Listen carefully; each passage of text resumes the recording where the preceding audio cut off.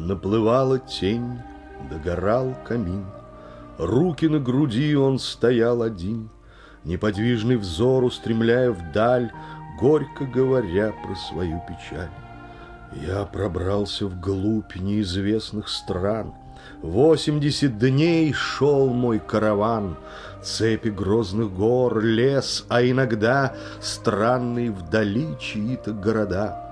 И не раз из них в тишине ночной в лагерь долетал непонятный вой. Мы рубили лес, мы копали рвы, вечерами к нам подходили львы, но трусливых душ не было меж нас. Мы стреляли в них, целясь между глаз. Древний я отрыл храм из-под песка, именем моим названа река, и в стране озер 5 больших племен слушались меня, чтили мой закон. Но теперь я слаб, как во власти сна, и больна душа, тягостно больна.